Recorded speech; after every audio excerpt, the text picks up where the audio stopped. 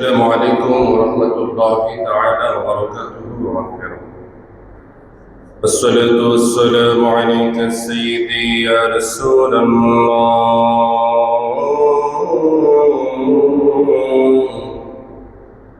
الصلاة والسلام عليك سيدي يا حبيب الله. الصلاة والسلام عليك سيدي يا شافع المذنبين. الصلاة والسلام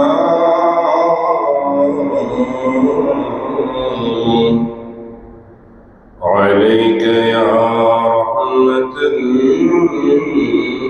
للعالمين. الحمد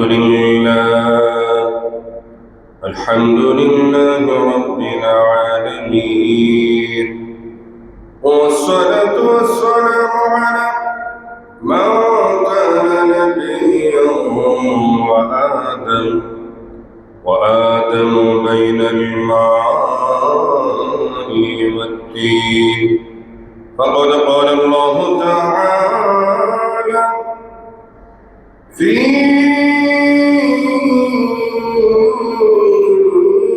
كلامه المجيد وفي فرقان الحميد। সকলে আমার সাথে সাথে আওয়াজ করে জবানটা ছেড়ে দিয়ে বলুন আউযু বিল্লাহি মিনাশ শাইতানির রাজীম।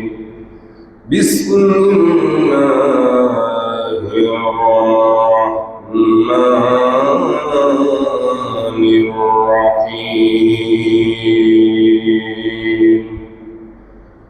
ইন্না ইদ্দাতাশ শুহুরি ইনদা আল্লাহি 12 শাহরান।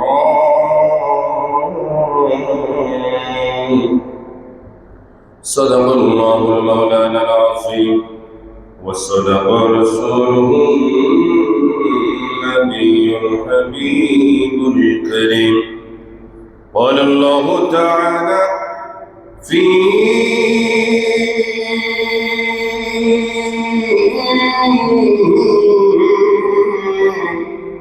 شان حبيبه إن الله وملائكته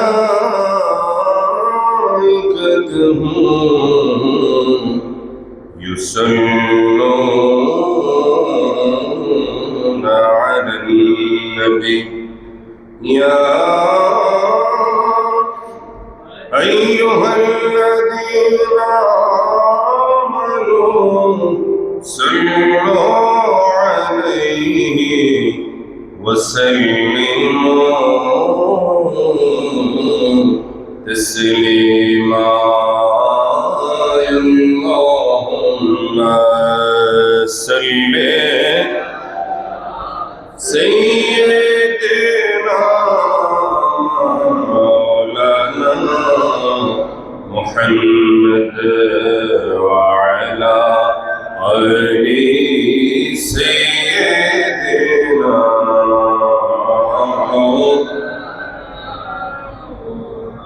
সবাই মহব্বতে আল্লাহুম্মা সাল্লি আলা সাইয়্যিদিনা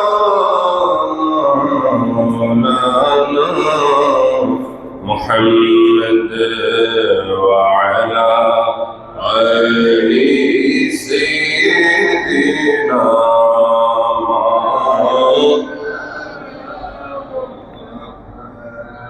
ওরে মহরমের 10 তারিখে হরে কি ঘটাইলে রব্বানা রেকলি জাফাতিয়া যাইগো বলিতে তার ঘটনা আল্লাহুম্মা সাল্লি আলা সাইয়্যিদিনা মাওলানা মুহাম্মদ ওয়া আলা আলি সাইয়্যিদিনা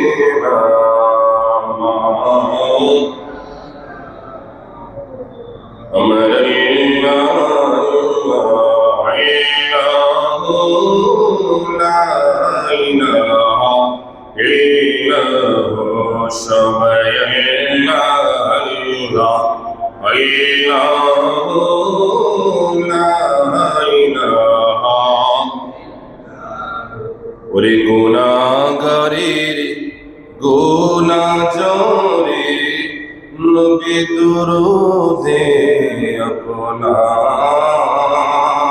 বলেন না ইয়া রাসূলুল্লাহ ওরে গুনাহগারের গুনাহ জরে নবী দুরূদে আপনার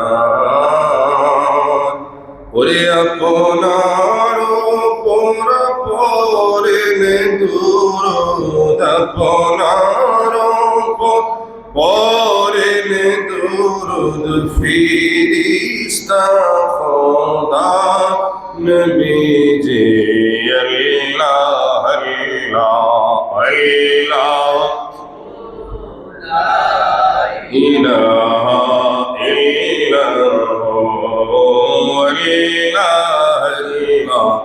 আল্লাহু লা ইলাহা জোরে লা ইলাহা ইল্লাল্লাহ সবাই লা ইলাহা লা ইলাহা ইল্লাল্লাহ লা ইলাহা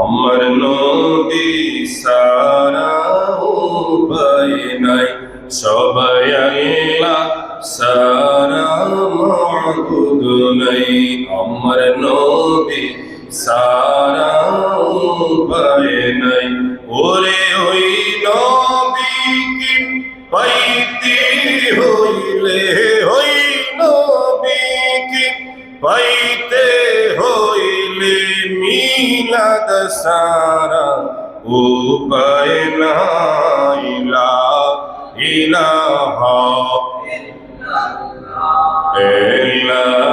ইল্লাল্লাহ জোরে লা ইলাহা লা ইলাহা ইল্লাল্লাহ সবাই লা ইলাহা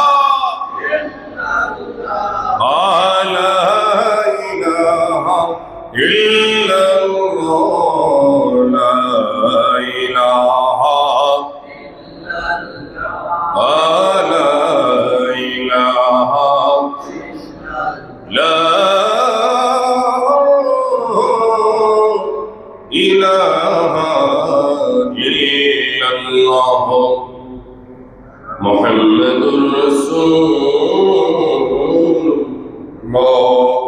সাল্লাল্লাহু তাআলা আলাইহি ওয়াসাল্লাম আওয়াজ করে কি বলা যাবে নি মারহাবা ওরে মুহররমের 10 তারিখে হরে কি গটাইলেন রব্বানা হরে কি গটাই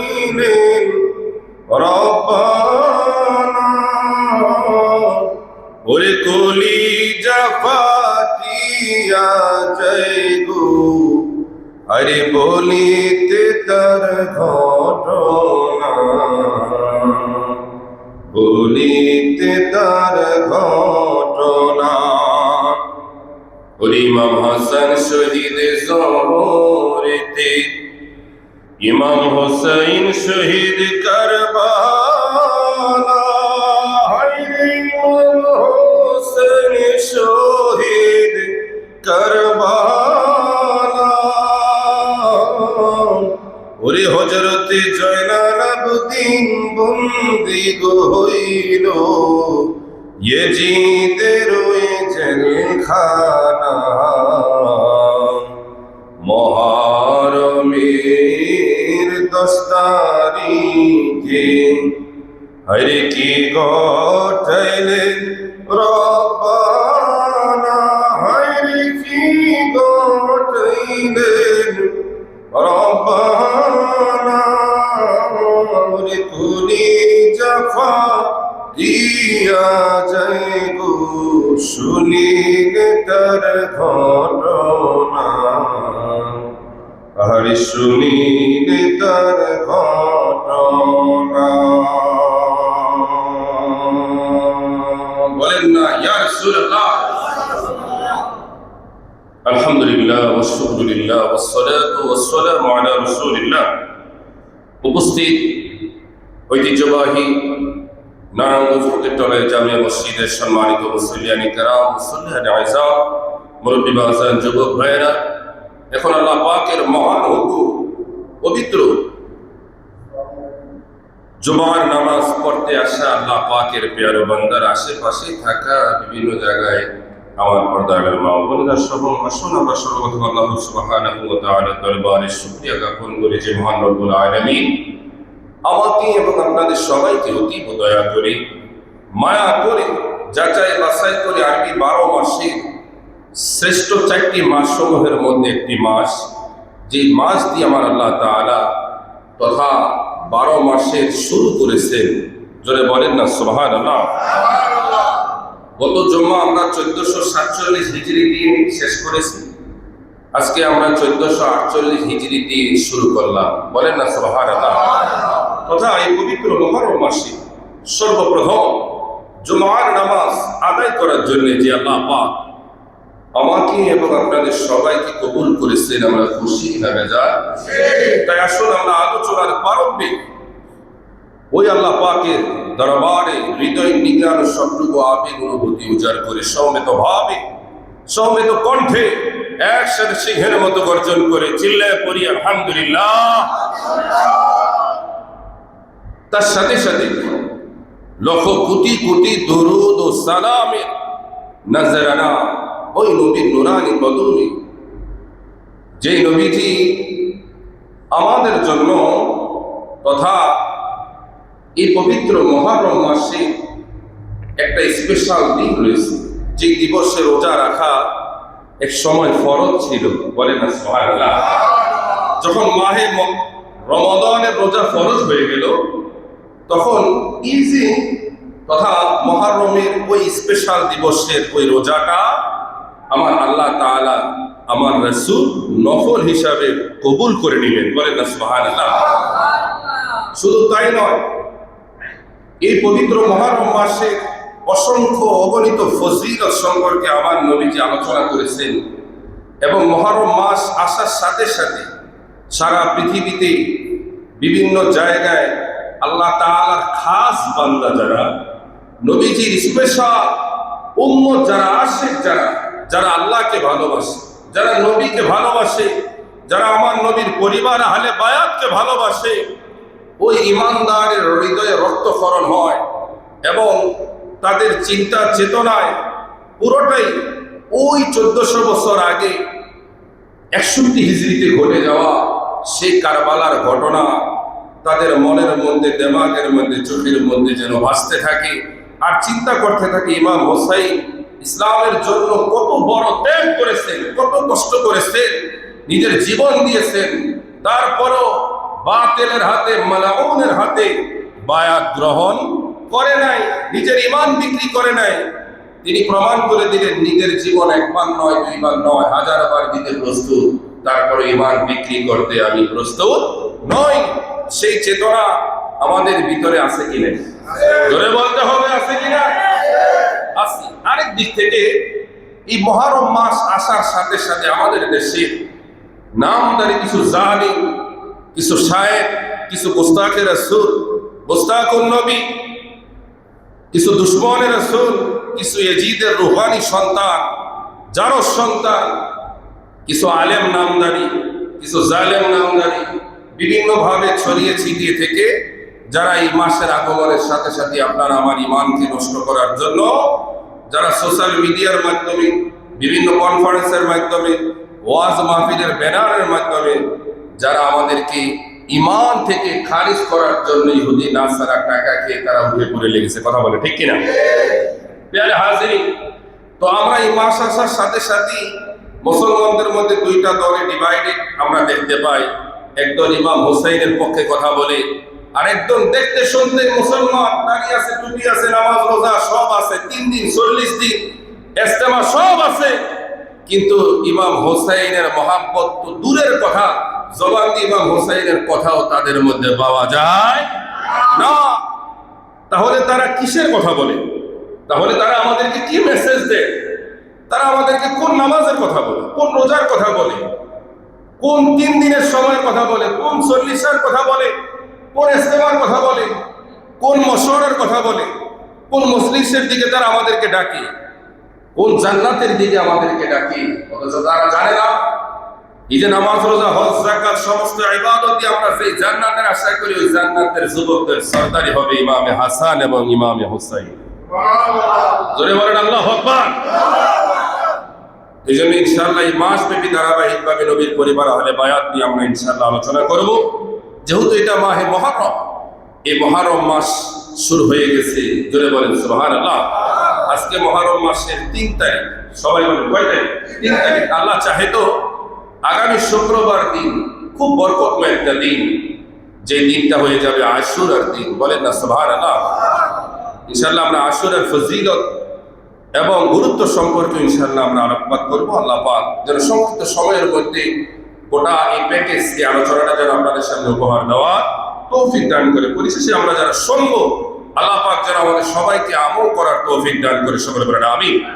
আমরা ওই ভাইদের জন্য দোয়া করি যারা এখনো দুনিয়া নিয়ে ব্যস্ত আছে, যারা এখনো দুনিয়ার মোহ নিয়ে পড়ে আছে, যাদেরকে আল্লাহর হুকুমের জন্য আহ্বান করার পরও যাদের হুঁশ ফিরে নেই, আল্লাহ যেন তাদেরকে কুদরতি ভাবে যেন হেদায়েতের মাধ্যমে তাদের হুঁশ ফিরিয়ে তাদেরকে যেন মসজিদে আগে আগে আসার, মেহমান হওয়ার তৌফিক দান করে, সবাই বলেন আমিন। সময় উপস্থিতি, সৃষ্টি জগৎ শুরুর আগে আল্লাহ তাআলা, সৃষ্টি জগৎ শুরুর আগে আল্লাহ তাআলা জমিনের প্রত্যেকটা মানুষের জন্য, তাদের সময়ের জন্য আল্লাহ তাআলা 12টি মাসকে নির্ধারিত করে দিয়েছেন, বলেন না সুবহানাল্লাহ। কয়টি মাস? 12টি মাস। এটা আমাদের জন্য নির্ধারিত, কোনো সন্দেহ নেই, কোনো ডাউট নেই। সেই বিষয় সম্পর্কে আল্লাহ তাআলা মহাগ্রন্থ আল কোরআনের সূরা তাওবার 36তম আয়াতে আল্লাহ পাক বলেন, রব্বুল আলামিন মহাগ্রন্থ আল কোরআনের সূরা তাওবার 36তম আয়াতে 12 মাস নিয়ে কি সুন্দর আলোচনা করলেন। আল্লাহ পাক বলেন, বান্দারে, ইন্না ইদ্দাতাশ শুহুরি ইনদাল্লাহি 12 শাহরা ফি কিতাবিল্লাহ, শাহরুন ফি কিতাবিল্লাহি ইয়াওমা খালাকাস সামাওয়াতি ওয়াল আরদ মিনহা আরবাআতুন হুরুম, বলেন আল্লাহু আকবার।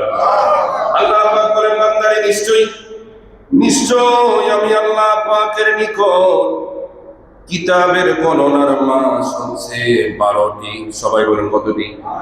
12টি গণনার মাস। মুহররম থেকে জিলহজ পর্যন্ত মুহররম, সফর, রবিউল আউয়াল, রবিউল সানি, জমাদিউল উলা, জমাদিউল সানি, রজব, শাবান, রমজান, শাওয়াল, জিলকদ, জিলহজ, এই যে 12টি মাস, এই 12টি মাস আমার আল্লাহ তাআলার কাছে সৃষ্টি জগতের শুরু থেকে বিদ্যমান সেই বিষয় সম্পর্কে আল্লাহ বলেন, বান্দারে, ও বান্দা, নিশ্চয়ই আসমান সমূহ ও পৃথিবীর সৃষ্টির দিক থেকে, সূচনা লগ্ন থেকে আমি আল্লাহ তাআলা তোমাদের জন্য, চলাফেরার জন্য, তোমাদের জীবন কাউন্টের জন্য আল্লাহ 12টি মাস নির্ধারিত করে দিয়েছি।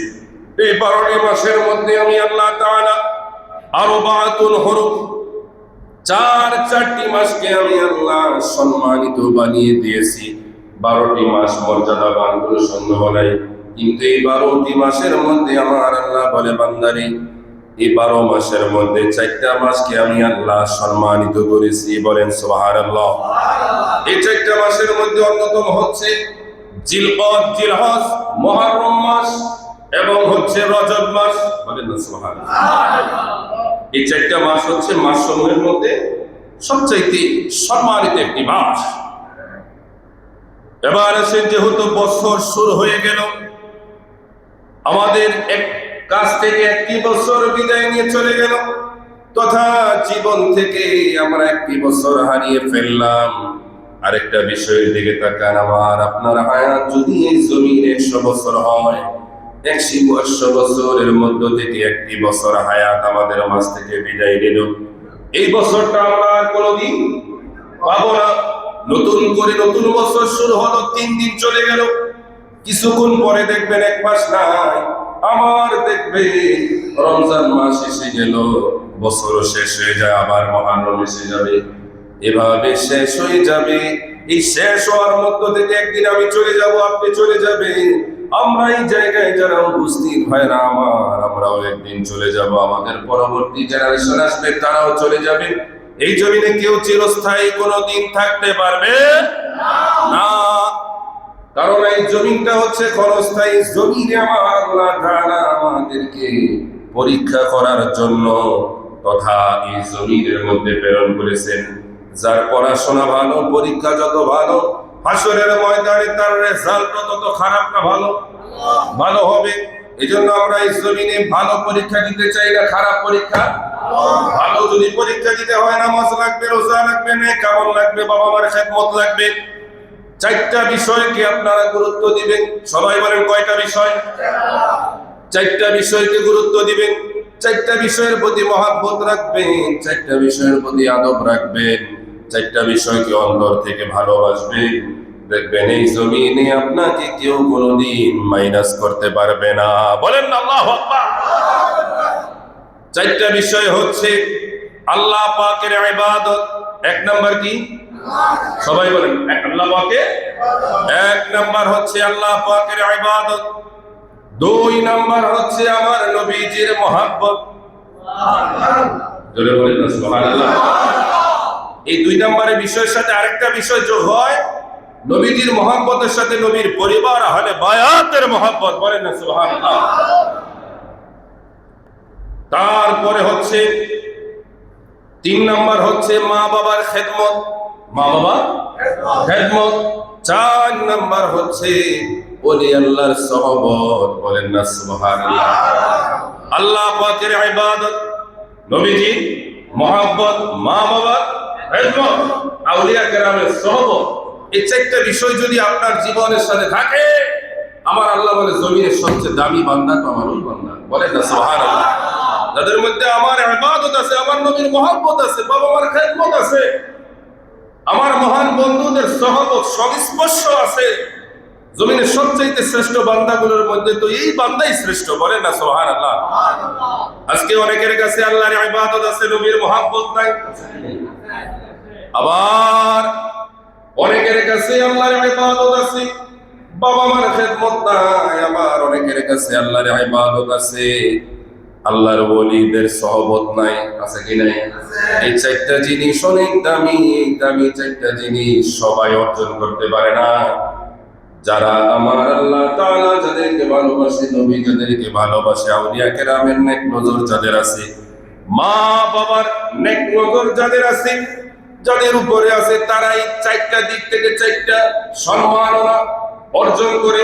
কারণ আল্লাহ পাকের ইবাদত সবাই করতে পারে না। আল্লাহ যাদেরকে ভালোবাসে, নবীজিকে সবাই ভালোবাসতে পারবে না, যাদেরকে আমার নবীজি কবুল করেছেন। মা বাবার খেদমত সব সন্তানের কপালে হয় না। যে সন্তান বাবা মার দোয়া অর্জন করতে জানে, নেক নজর নিতে জানে, ওই সন্তানের ভাগ্যে আমার আল্লাহ বাবা মার খেদমত লিখে থাকে। কথা বলে ঠিক কিনা? যারা আউলিয়া কেরামদেরকে ভালোবাসে, মহব্বত করে, তারাই আউলিয়া কেরামের সহবত পায়। ভাইরা আমার, পিছনের দিকে তাকানোর সুযোগ নাই। শুধু পিছনের গুনাহ নিয়ে আপনারা শুধু আল্লাহর দরবারে বারবার ইস্তিগফার করবেন, ক্ষমা চাইবেন। আল্লাহ, জীবনে কত না নামাজ, কত না রোজা, কত না তোমার হুকুম মান্য করেছি আল্লাহ, মনে হলে সামনের দিকে আমি যেতে পারি না আল্লাহ, পিছনের গুনাহগুলো আল্লাহ তুমি ক্ষমা করে দাও, সামনের পথটা আমাদের জন্য সহজ করে দাও। আমার আল্লাহ পারে কি পারে না? জোরে বলেন, পারে কি পারে না? আমার সুন্নি ভাইয়েরা, মুরব্বী বাজারেরা, যুবক ভাইয়েরা, আশেপাশে থাকা আমার মা বোনেরা, একটু গভীর মনোযোগ। আমার আল্লাহ তাআলা কি বলতেছেন আমাদের বিষয়ে? আল্লাহ তাআলা বলেন, বান্দারে, আমি তো তোমাদের হিসাব একদিন নিব। এই হিসাব নেওয়ার আগে তোমরা নিজেদের মধ্যে একটু নিজেদের হিসাবটা যদি নিয়ে নিতে একটু ভালো হতো না? এজন্যই আল্লাহ তাআলা মহাগ্রন্থ কোরআনের সূরা আম্বিয়া 1 নম্বর আয়াতে আল্লাহ তাআলা আমাদেরকে সতর্ক করতেছেন আর বলতেছেন, বান্দারে, রব্বুল আলামিন বলেন, ইকতারাবা লিন-নাসি হিসাবুহুম ওয়া হুম ফি গাফলাতিন মুরিদুন। আল্লাহু আকবার। আল্লাহ বলে, বান্দারে, ও বান্দারা, নিশ্চয়ই মানুষের হিসাব নিকাশের সময়টা অনেক নিকটে, অনেক নিকটে, তথা খুবই আসন্ন সময়। ও বান্দা, অথচ তোমরা অলসতায় মুখ ফিরিয়ে নিয়েছো। এখন বলতে পারে, হুজুর, কিয়ামত তো অনেক দূর, হাসর হবে অনেক দূরে, তাহলে নিকটে কিভাবে হলো? ভাইরা আমার, মৃত্যুটা আমাদের কাছে না দূরে? সবাই বলেন, আওয়াজ দিয়ে বলেন, মৃত্যু আমাদের কাছে।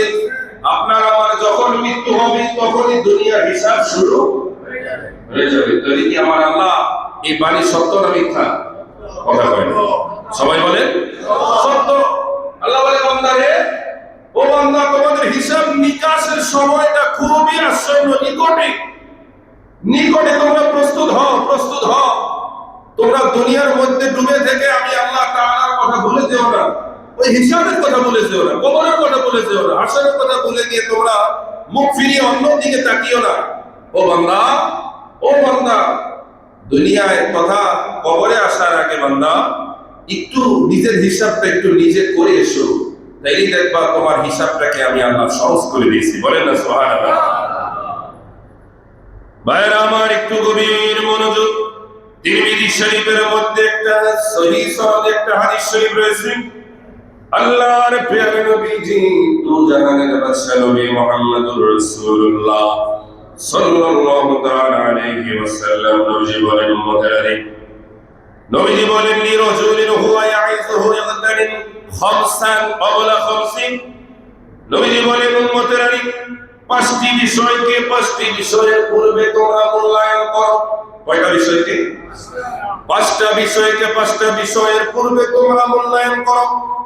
সাহাবীরা বললেন, ইয়া রাসূলুল্লাহ, ইয়া হাবিবাল্লাহ, নবী গো, কোন সেই পাঁচটা বিষয় যেটার বিষয়ে মূল্যায়ন করার জন্য আপনি বললেন? নবীজি বললেন, তাহলে শোনো, শাবাবাকা ক্বাবলা হারামিকা। উম্মতেরা, বৃদ্ধ হওয়ার আগে তোমাদের যৌবন কালটাকে মূল্যায়ন করো। বলেন না আল্লাহু আকবার। দ্বিতীয় নম্বরে নবীজি বললেন, উম্মতেরা, ওয়াসিহাতাকা ক্বাবলা সুকমিকা। অসুস্থ হওয়ার আগে তোমাদের সুস্থতার এই নিয়ামতের এই সময়টাকে তোমরা মূল্যায়ন করো। বলেন না আল্লাহু আকবার। তৃতীয় নম্বরে নবীজি বললেন, উম্মতেরা, ওয়াগিনাকা ক্বাবলা ফাকরিকা। নবীজি বললেন, তোমাদের সচ্ছলতা তথা অসচ্ছলতা আসার আগে সচ্ছলতাকে তোমরা মূল্যায়ন করো, তথা গরিব হওয়ার আগে তোমরা যখন তোমাদের কাছে সম্পদ থাকে ওই সময়টাকে তোমরা মূল্যায়ন করো। বলেন আল্লাহু আকবার। কয়টা গেল? তিনটা। 4 নম্বরে নবীজি বললেন, উম্মতেরা, ও আমার উম্মতেরা, ওয়া ফারাগুকা ক্বাবলা শুগরিকা। নবীজি বললেন, তোমরা ব্যস্ত হওয়ার আগে অবসর সময়টাকে তোমরা মূল্যায়ন করো। বলেন না আল্লাহু আকবার। 5 নম্বরে নবীজি বলেন উম্মতের ওয়া হায়াতাকা ক্বাবলা মাউতিকা, মৃত্যু আসার আগে তোমাদের হায়াতের জীবনটাকে তোমরা মূল্যায়ন করো। বলেন না আল্লাহু আকবার। ঘুমাইতেছে পারে ওয়া হায়াতাকা তথা ক্বাবলা মাউতিকা, মৃত্যু আসার আগে জীবনটাকে কি করতে হবে? তো মৃত্যু আসার আগে যদি আমরা চিন্তা করি আরে 80 বছর হায়াত, তো 80 বছরের সময় আমরা মূল্যায়ন করবো, একটু মূল্যায়ন করলে তো হয়, কিন্তু কার কতটুকু হায়াত এটা কি আমরা জানি? জানি? জানে কে? আল্লাহ। বলেন না আল্লাহু আকবার। জীবনের প্রত্যেকটা সময় আমাদেরকে মূল্যায়ন করার জন্য আল্লাহ তার রাসূল তাকিদ দিয়েছেন 5টা বিষয়। এটা আমাদের বারবার বলা দরকার। আমি আবার আপনাদেরকে বলতেছি, আপনারা খেয়াল রাখবেন, মুখস্থ রাখবেন, মোবাইলে নোট করে রাখবেন।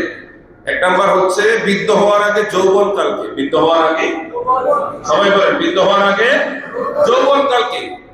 2 নাম্বার কি? যে অসুস্থ হওয়ার আগে, অসুস্থ হওয়ার আগে সুস্থতাকে। 3 নাম্বার হচ্ছে যে আপনি গরিব হওয়ার আগে আপনার সচ্ছল ধনী সময়টাকে। 4 নাম্বার হচ্ছে ব্যস্ত হওয়ার আগে অবসর সময়টাকে। 5 নাম্বার হচ্ছে আজরাইল মৃত্যুর সময় আসার আগে জীবনের হায়াতকে মূল্যায়ন করার জন্য আল্লাহ ও তার রাসূল আমাদেরকে নির্দেশ দিয়েছে। যারা এই 5টাকে মূল্যায়ন করবে তাদেরকে আমার আল্লাহ হাসরে মূল্যায়ন করবে। আমরা এই 5টা বিষয়কে মূল্যায়ন করতে চাই কি চাই না?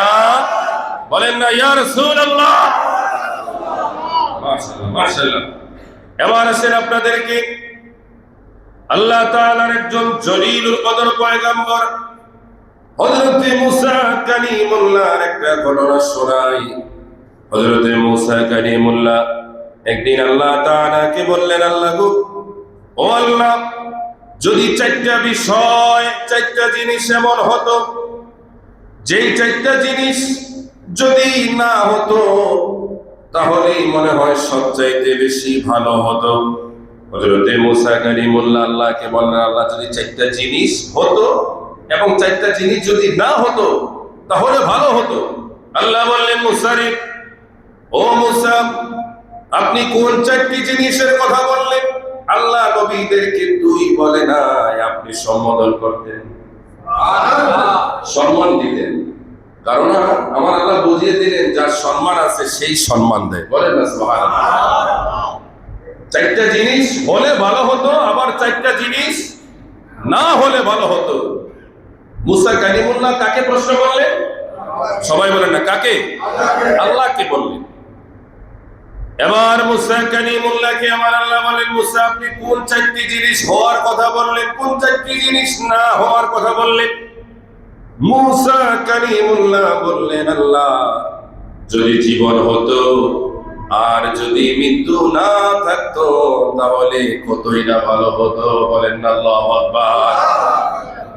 2 নম্বরে বললেন, আল্লাহ, যদি জান্নাত থাকতো আমাদের জন্য নির্ধারিত, দ্বিতীয় কোন অপশন জাহান্নাম না থাকতো তাহলে ভালো না খারাপ হতো? কথা বলেন, আরো জোরে বলেন, ভালো হতো। 3 নম্বর মুসা কালিমুল্লাহ বললেন, আল্লাহ, যদি ধনী হওয়ার সবসময় সুযোগ থাকতো তথা আমরা যদি সবাই ধনী হতাম, কেউ যদি গরিব না হতো তাহলে তো আরো ভালো হতো। এবার মুসা কালিমুল্লাহ বললেন, আল্লাহ, 4 নম্বর হচ্ছে যদি সবাই আমরা সুস্থ থাকতাম, কেউ যদি অসুস্থ না হতো তাহলে কতই না ভালো হতো। আমার আল্লাহ বললেন, মুসা, আপনার প্রস্তাবে, আপনার কথা তাহলে শুনে নেন। যে 4টা জিনিস হওয়ার জন্য আপনি বললেন না হলে ভালো হতো সেটাও বললেন, তাহলে আমার জবাব শুনে নেন। আল্লাহ বললেন, মুসা রে, ও মুসা, যদি মৃত্যু না থাকতো তাহলে আমি আল্লাহর সাথে আমার বান্দার সাক্ষাৎ হতো না। বলেন আল্লাহু আকবার। মৃত্যুর মাধ্যমে বান্দা কার সাথে সাক্ষাৎ হয়? আল্লাহর সাথে সাক্ষাৎ হয়। এবার মুসা কালিমুল্লাহকে আমার আল্লাহ 2য় প্রশ্নের জবাব দিয়ে বললেন, মুসা রে, যদি জাহান্নাম না থাকতো তাহলে আমি আল্লাহ পাকের আযাবের ভয়, শাস্তির ভয় তাদের ভিতরে থাকতো না, তারা কোনোদিন ভালো কাজও করতো না। দ্বিতীয় নম্বরে জবাবে আমার আল্লাহ বললেন মুসারে, ও মুসা, যদি সবাই ধনী হয়ে যায়, গরিব যদি না থাকে, তাহলে আমার বান্দা আমি আল্লাহ তাআলাকে ভুলে যাবে, শুকরিয়া আদায় করবে না। ওই বান্দা যখন অসচ্ছলতায় পড়ে, ওই বান্দা সবচাইতে বেশি বেশি আমি আল্লাহ তাআলাকে স্মরণ করে, বলেন না সুবহানাল্লাহ। 4 নম্বরে বললেন মুসারে, ও মুসা, যদি আমার বান্দা যদি সব সময় যদি সুস্থ থাকে, তাহলে সে অসুস্থতার মূল্যায়নটা তার ভিতরে থাকবে না। আর এই অসুস্থতার মূল্যায়নটা না থাকার কারণে ওই বান্দা কোনদিন আমি আল্লাহ পাকের শুকরিয়া আদায় করবে না।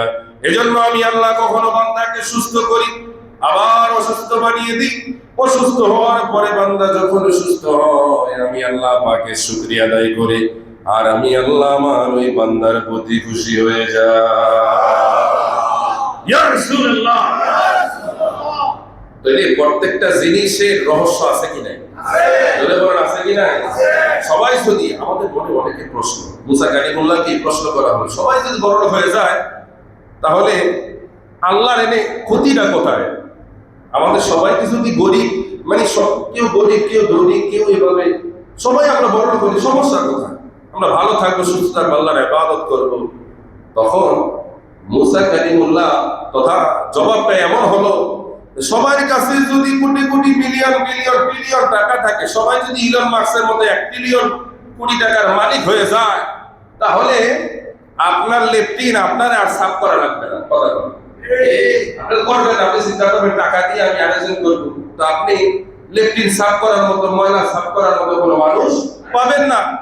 বাজারে যাবেন আপনি খাবার কেনার জন্য, কোনো ব্যবসায়ী পাইবেন? কোনো ব্যবসায়ী আপনারা পাবেন না। যিনি মুরগি ব্যবসায়ী, মুরগির দোকানে গিয়ে দেখবেন আপনি 10 মিনিট সহ্য করতে পারবেন না। গরুর ব্যবসায়ীর কাছে যান, আপনি বেশিক্ষণ থাকতে পারবেন না, অন্যরকম একটা দুর্গন্ধ আসে। কথা বলেন ঠিক কিনা? তরকারির দোকানে যান, বিভিন্ন আরো কত রকমের ব্যবসার পলিসি আছে, আপনি যান, কত কষ্ট করে মানুষ সারাদিন উপার্জন করে। আমাদের এক ভাই মুসল্লি, সে দুধ ডিম বিক্রি করে সারা রাত সে ইনকাম করে, আছে না অনেক রাস্তাঘাটে? আমরা সারাদিন রিজিক খুঁজি, সে সারা রাত রিজিক খুঁজি, এটা তার পলিসি। একটা মানুষ সারা রাত অর্গমা করে সে ডিম দুধ বানায়, বুট বানায়, চটপটি বানায়, বিভিন্ন ফাস্টফুড জাতীয় খাবার তৈরি করে। আপনি ওই যে চাষারা, তারপর হচ্ছে ওদিকে আপনি বিভিন্ন জায়গায় গিয়ে দেখবেন 12টার পরে গিয়ে দেখবেন এমন মনে মাত্র সন্ধ্যা হয়েছে। কথা বলেন ঠিক কিনা? আপনি এই যে ইয়ার দিকে যান, এই যে রাসেল পার্কের দিকে যান, অথবা এই যে মাজার মসজিদের গলির দিকে, দেওবন্দ শাহজাবি মসজিদের দিকে আপনারা যান, গিয়ে দেখবেন 12টা 1টার দিকে আরো যেমন মানুষের আনাগোনা বেশি। কথা বলেন ঠিক কিনা? এদিকে দোকানপাট সব বন্ধ হয়, ওদিকে আস্তে আস্তে মানুষের জমায়েত শুরু হয়ে যায়। তবে বর্তমানে উশৃঙ্খল বিষয় হচ্ছে আমাদের দেশের যুবক যুবতীরা এই অবাধ মেলামেশা তারা এমন ভাবে লিপ্ত হয়েছে, বাবা মার কন্ট্রোলের বাইরে গিয়েছে, 10টা 12টা একসাথে ছেলে মেয়ে আড্ডা দিতেছে। এটাই নাকি আপডেট, এটাই নাকি তথা ফার্স্ট জেনারেশন। যদি বলে নাউজুবিল্লাহ, আমাদের এই জেনারেশন থেকে আমাদের সন্তানদেরকে হেফাজত করে সবাই বলেন আমিন। সবাই তো উপস্থিতি, মাহে মুহররম, এই মাসটা অনেক ফজিলত করলো। কয়েক মিনিটের মধ্যে আমাদের আলোচনা শেষ। এর মধ্যে একটি হচ্ছে, এই মাসের রোজা এক সময় ফরজ ছিল। সবাই বলেন কি ছিল? ফরজ ছিল। পরবর্তী সময় রোজা নাজিল হওয়ার পরে তখন এই রোজাগুলো নফল হয়ে যায়। কি হয়ে যায়? নফল। তারপর নবীজি বলেন, উম্মতেরানি, আমার আল্লাহ পাকের কাছে মাহে রমাদানের পরে সর্বশ্রেষ্ঠ রোজা হলো মুহররম মাসের রোজা। বলেন না সুবহানাল্লাহ। কোন মাসের রোজা? সবাই বলেন কোন মাসের রোজা? মুহররম মাসের রোজা। এবং ফরজ সালাতের পরে সর্বশ্রেষ্ঠ নামাজ হচ্ছে তাহাজ্জুদের নামাজ। সুবহানাল্লাহ বলেন। আর বলে হুজুর সুবহানাল্লাহ করি না। আরে করেন না, বলেন, একদিন ইনশাআল্লাহ নিয়ত করেন, করার সুযোগ করে দিবে কে? কারণ তাহাজ্জুদের সময়, যে সময়টা আমরা ঘুম থেকে উঠে পড়ার কথা, আল্লাহর কি গজব! এখন ওই সময় আমরা ঘুমাইতে যাই। কথা কয় না? যে সময় ঘুম থেকে উঠে তাহাজ্জুদ পড়ার কথা, ওই সময় আমরা কি করতে যাই? ঘুমাইতে যাই। বর্তমানে এই চিত্রটা সত্য না মিথ্যা? জুয়ান নাই, বুড়া নাই, করা নাই, এমনকি গোলের শিশু 12টা বাজে ফোন দিয়ে দেখবে, কি ভাই ঘুমান না? আরে ভাই আপনার নাতি ঘুমাইতে দেয় না। হ্যাঁ হজা কি বলে মোবাইল দেখে আছে।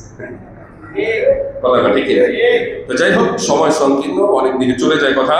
তবে মাহে মুহররমের রোজার ফজিলত সম্পর্কে নবীজি, ভাইয়েরা আমার গভীর মনোযোগ, নবীজি মক্কা থেকে মদিনায় হিজরত করলেন।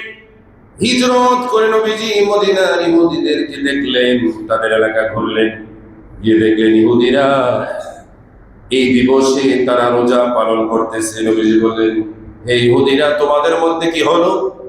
তোমরা রোজা পালন করতেছো, কি এমন স্পেশাল দিন? ইহুদিরা বললেন, ইয়া রাসূলুল্লাহ, আজকের এই দিনে আমাদের নবী মুসা কালিমুল্লাহকে আমার আল্লাহ তাআলা ফেরাউন এবং তাদের কওম থেকে, নীল নদ থেকে আমার আল্লাহ বাঁচিয়েছিলেন। সেই শুকরিয়া দান আমরা এই দিনে রোজা পালন করি। নবীজি বললেন, ইহুদিরা রে, তোমাদের চাইতে মুসা নবীর প্রতি আমি নবী এবং আমার উম্মতেরা বেশি হকদার। এই কথা বলে নবীজি চলে গেলেন। অপর রিওয়ায়াতে আছে নবীজি সাহাবীদেরকে বললেন, সাহাবীরা রে, ও সাহাবীরা, তোমরা পরবর্তী বছরগুলোতে যদি আমার হায়াত থাকে, তোমাদের হায়াত থাকে, তাহলে সামনের বছরগুলোতে তোমরা মুহররম মাসের আশুরার দিবসে তোমরা রোজা পালন করবে। শুধু তাই নয়, অনেকে প্রশ্ন করলে, ইয়া রাসূলুল্লাহ, ইহুদিরা তো এই দিবসে রোজা রাখে, তাহলে? নবীজি বললে, সমস্যা নাই, তারা রাখুক, আমরাও রাখবো। তবে হ্যাঁ, তারা একটা পালন করে আর আমরা তাদের সাদৃশ্য হব না, আমরা 2টা রোজা পালন করব। বলেন না সুবহানাল্লাহ? কয়টা রোজা? সবাই বলেন কয়টা? তাহলে 2টা রোজা কিভাবে? 10 নম্বরের এই পিলারটা ঠিক থাকবে, 9, 10, নইলে 10, 11। আর অনেক আল্লাহর বান্দা আছে, হুজুর এত বাগাবাগি দরকার কি? আমি 9, 10, 11 রাখলে কোনো ঝামেলা না, এটাই ইবাদত। বলেন না সুবহানাল্লাহ? কোনো সমস্যা নাই, আপনি 9, 10, 11 রাখতে পারেন। তবে এবারটা এবার শুক্রবার দিন পড়েছে, তথা আগামী শুক্রবার পবিত্র মাহে মুহররম আশুরার 10 তারিখ। এই 10 তারিখের বিশাল ঘটনা, অনেক ফজিলত রয়েছে। আমরা ইনশাআল্লাহ সামনে জুমার দিন ইনশাআল্লাহ আমরা আলোকপাত করব। তবে আপনাদের জন্য খুশ খবর ইয়ে হে যে আগামী 10ই মুহররম আমাদের এই ফকিরটোলা জামে মসজিদে গত বছর যেভাবে আমরা শহাদায়ে কারবালার মাহফিল করেছি, আমাদের ভাই আব্দুর রহমান ভাইয়ের সদরতে তথা তার নেতৃত্বে আপনাদের জন্য তাবারুকের ব্যবস্থা হয়েছে। আলহামদুলিল্লাহ, এই বছরও তার ব্যতিক্রম হবে না। আমরা ইনশাআল্লাহ আরো বড় করে শানদার আঞ্জাম করব। আপনাদের কাছ থেকে তেমন কোনো সহযোগিতা নয়, তবে হ্যাঁ, কেউ যদি নিজের ইচ্ছায়, আলহামদুলিল্লাহ, যে হুজুর আমি মুহররম মাসে ইমাম হোসাইনের স্মরণে মাহফিল হবে, আমি 1000, 2000, 5000 টাকা দিয়ে আলহামদুলিল্লাহ সহযোগিতা করব। আপনারা আপনাদের সহযোগিতাটা, আমাদের ভাই আব্দুর রহমান আছে, তারপর হারুন ভাই আছে, আরো যারা আছে, আমরা আছি, মুয়াজ্জিন হুজুর আছে, তাদের কাছে আপনারা ইনশাআল্লাহ পৌঁছে দিবেন। কারণ এটা অনেক বরকতময় ইবাদত। বর্তমানে এই ইবাদতটা আমাদের জন্য এত গুরুত্বপূর্ণ, হক এবং বাতিল, ঈমানদার এবং মুনাফিক, ইমাম হোসাইন এবং ইয়াজিদের একটা আলামত প্রকাশ পায়। কথা ঠিক কিনা? আরো জোরে বলে ঠিক কিনা? আমাদের দেশের দুশমন রাসূলগুলো তারা এই 10ই মুহররমের সব বলে, কিন্তু ভুলে ইমাম হোসাইনের জবান দিয়ে মুখটা আনে। ইমাম হোসাইনের নাম তারা বলতে চায় না, কারণ জানে বললে তো আমাদের গোমর ফাঁস হয়ে গেল। কথা ঠিক কিনা? এই জন্য আমরা ইমাম হোসাইনের পক্ষে থাকতে চাই কি চাই না?